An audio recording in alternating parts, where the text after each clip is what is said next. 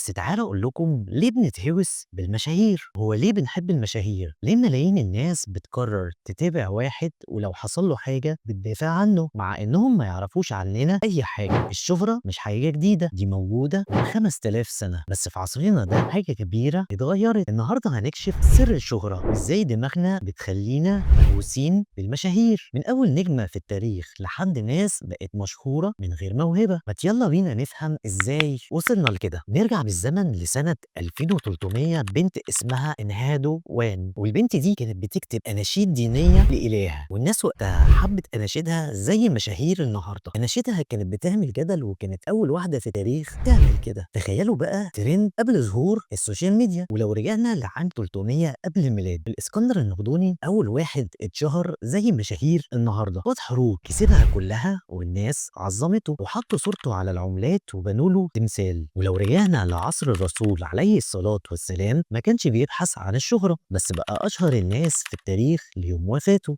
وكان في أكتر من 100 ألف صحابي شافوه بنفسهم. فتخيلوا بقى كم واحد عرفه. ولو رجعنا 1000 سنة لعام 1500، بقى في مشاهير زي دافنشي ومايكل أنجلو ورافاييلو. وأكيد طبعا مش رافاييلو بتاع سلاحف النينجا، أو مايكل أنجلو ده رسم لوحات في الفاتيكان، الناس كانت بتسافر عشان تشوفها، وكان عنده فانز زي مشاهير اليوتيوب دلوقتي. ومايكل جاكسون اللي غير معنى الشهرة للأبد، صوته كويس وشكله مقبول، بس عبقريته إن عمل ميكس بين الأغاني والأفلام. اخترع الفيديو كليب مع الموسيقى والرقص والاستعراض.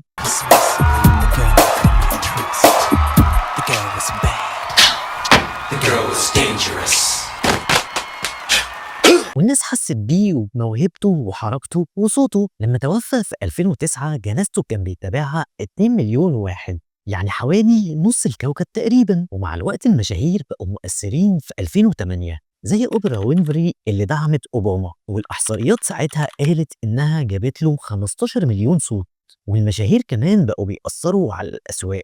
كريستيانو مرة شال إزازة كوكاكولا من قدامه في مؤتمر، ساعتها أسهم الشركة وقعت 4 مليون دولار. بس لما دخلت السوشيال ميديا، الشهرة اتغيرت تماما، وبقينا نشوف ناس مشهورة من غير موهبة. واحد بيعمل فيديوهات على تيك توك يلاقي عنده 10 مليون متابع. مش لازم تكون عالم أو ممثل أو لاعب كورة، بس لو شكلك حلو وبتعمل ترند هتطلع لفوق والناس هتجري وراك.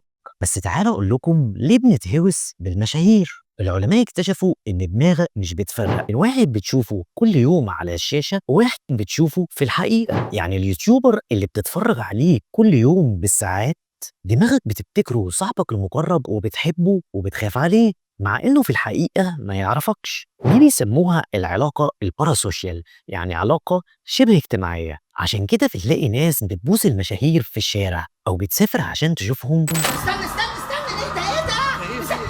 ده شفت من الفرهده بتاعتك. وتعمل عمليات تجميل عشان تقلدهم. في ناس بتقول إنك لازم تتفرج على محتوى هادف، بس أنا مش دايما مع وجهة النظر دي. لو بيتفرج على واحد بيضايقك وبيخليك تحس إنك فقير وبيضيع وقتك، سيبه. أما لو بيضحكك وبيفيدك علميا، كمل معاه. فلو عايز تبقى مشهور، ابدأ بموبايلك. وفكرة إزاي تعمل محتوى يعجب الناس، مش لازم الفكرة تكون عبقرية، الأهم إنك تكون مميز. الشهرة تاريخها قديم، بس السوشيال ميديا خلتها تنفجر في دماغك. هي اللي خلتنا نتهوس بالمشاهير، بس لازم تختار مين تتابعه بحكمة. ولو عجبك الفيديو لايك وشير وتابعنا، واستنانا الحلقة الجاية.